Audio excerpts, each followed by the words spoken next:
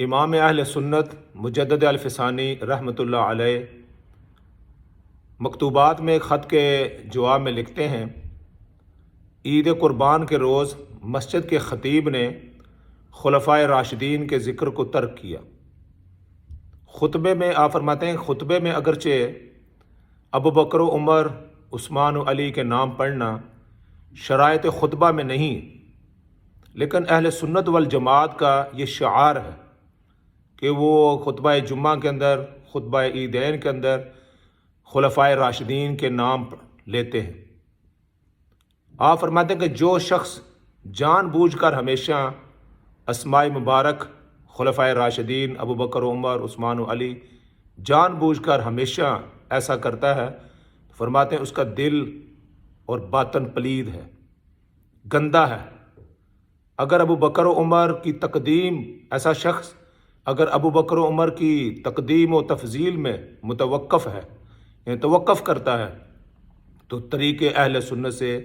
خارج ہے۔ ایسا شخص اہل سنت کے اندر نہیں، اہل سنت سے خارج ہے، جو جان بوجھ کر خلفائے راشدین کے نام اپنے خطبے کے اندر نہیں لیتا۔ تو یہ ایک بہت اہم بات شیخ نے فرمائی ہے، مجدد الفسانی نے، کہ ہمیشہ خلفائے راشدین کے نام خطبہ کے اندر لینے چاہیے۔ اور کئی علماء نے تو کہا ہے کہ جو آپ کی 4 بیٹیاں ہیں ان کا نام بھی آنا چاہیے، صرف حضرت فاطمہ کا نہیں، فاطمہ، زینب، رقیہ، ام کلثوم، جو آپ کی 4 بیٹیاں ہیں ان کا نام بھی خطبہ کے اندر آنا چاہیے،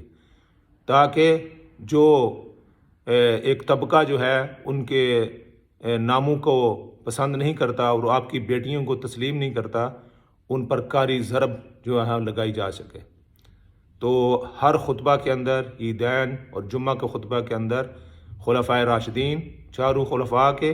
اور 4 بیٹیوں کے نام ہر خطیب کو، جو اہل سنت اپنے آپ کو سمجھتا ہے، ان 4 بیٹیوں کا نام اور خلفائے راشدین کا نام ذکر کرنا لازم اور ضروری ہے۔